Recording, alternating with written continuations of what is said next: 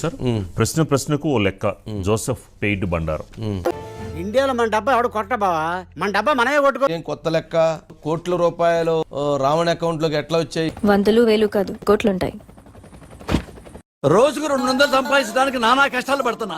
ఓ రబ్బా కోట్లేంటి madam? ఇలా ఊరుకుంటే లాభం లేదు మామ. నేను చంపి జైలుకి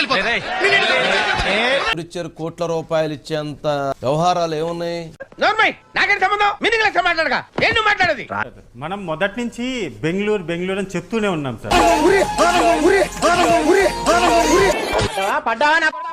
ఎక్కడ కూడా నా పేరు ఎక్కడ లేదు రమేష్.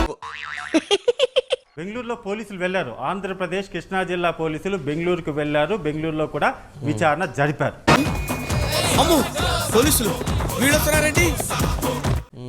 ఆ జరిపినటువంటి విచారణలో గమన అక్కడ ఉన్నటువంటి కొన్ని లీడ్స్ ఇస్తుంది. రావణ్ ఎంటర్ అవుతాడు, అలియాస్ జోసెఫ్, బచ్చలగూడ జోసెఫ్.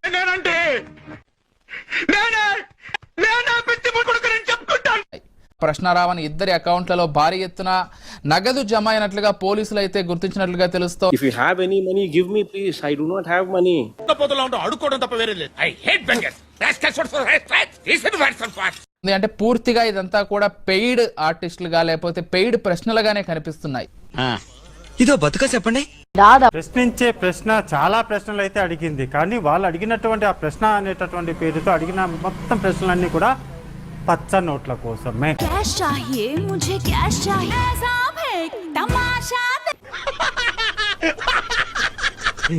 ఎలా ఐటమ్స్ వేస్తాడు? టింగ్ టింగ్ టింగ్ టింగ్ టింగ్ అంటూ కూడా ఏదో ఒక మ్యూజిక్ వేసి అడొక రెడ్ టవాల్ ఒకటి మెల్ల వేసుకొని వస్తాడు. వచ్చి రావని ఏమంటాడు?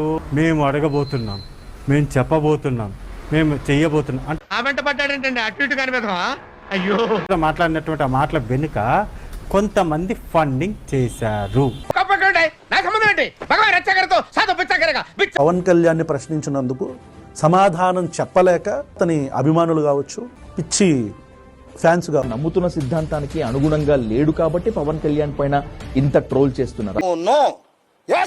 అలా మాట్లాడితే ఇది ఫలానా ఎమ్మెల్యేకి సంబంధించి కళ్యాణ దుర్గానికి సంబంధించినటువంటి ఎమ్మెల్యే మీద కథనాలు వేస్తే మీకు ఇంత.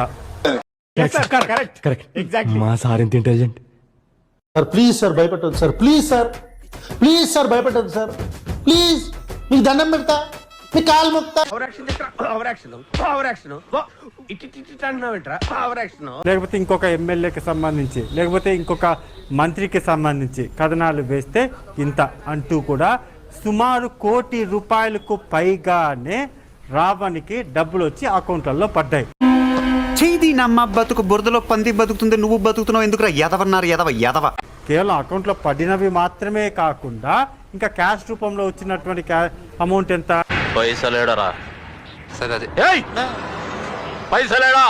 బెంగళూరులో ఉన్నటువంటి ఒక ఫ్లాట్ ఏదైతే ఉందో ఆ ఫ్లాట్ కు సంబంధించి యజమానికి రెంట్లు కూడా కట్టకుండా అతన్నే బెదిరించారు సార్. ఎవరో ఇంద్రసేన గమన. పాపం గమన అమాయకురాలు. నువ్వు మరీ అట్లా పొరపాటు పడుతున్నారు. నేను అలాంటి దాన్ని కాదండి, ఏదో గుట్టుగా సంసారం చేసుకుంటున్నాను. నా బతుకు బజారు పాలు చేయక గమన బెదిరించి ఉండవచ్చు కదా. అందుకనే సార్ ఆంధ్రప్రదేశ్ పోలీసులు అక్కడికి వెళ్ళి విచారిస్తే మొత్తం కీరోలంతా కూడా ఏమిది అనేసి బయటపడింది. సైడ్ బాబుని తీసి సాఫ్ట్ గా మాట్లాడితే శోభన్ బాబు అనుకున్నావా? ఆయనేరా మెయిన్ విల్లన్. హైదరాబాద్కి వద్దాం సార్. బెంగళూరులో జస్ట్ నేను చెప్పింది 100లో జస్ట్ 0.1% మాత్రమే కదా సార్. ఇంకా చాలా ఉంది బెంగళూరులో సంబంధించి. బెంగళూరులో ఇలాంటి చాలా ఉన్నాయి, ఇంకా దాచాం కుప్పలుగా. బెంగళూరు చాలా కీలకం sir, heart of the place అంటారు కదా. వీళ్ళకు మాత్రమే హార్ట్ ఆఫ్ ద ప్లేస్. అది ఇక్కడ ఉన్నటువంటి తెలుగు వారిని టార్గెట్ చేసి చేసినటువంటి దందాలు మామూలుగా కాదు. శ్రీరామ్ నగర్ ఏదైతే ఉందో అక్కడికి వెళ్లి చెట్టును పుట్టను అక్కడ ఉన్నటువంటి వీధిని అడిగితే పుంకాలుగా స్టోరీలు బయటకు వస్తాయి సార్. శ్రీరామ్ నగర్ వెళ్తావేంటి? ఇప్పుడు హైదరాబాద్కి వద్దాం సార్. హైదరాబాద్ లో వీళ్ళు ఏమని చేస్తారంటే టార్గెట్ ఒక ఎమ్మెల్యే, లేకపోతే టార్గెట్ జనసేనకి నాయకుడు కావచ్చు, లేకపోతే ఎమ్మెల్యే కావచ్చు, ఎంపీలు కావచ్చు, వీళ్ళని టార్గెట్ పెట్టుకుంటారు. వీళ్ళకి ఆపోజిట్ ఎవరు? వాళ్ళ దగ్గర నుంచి క్యాష్ తీసుకోవడం.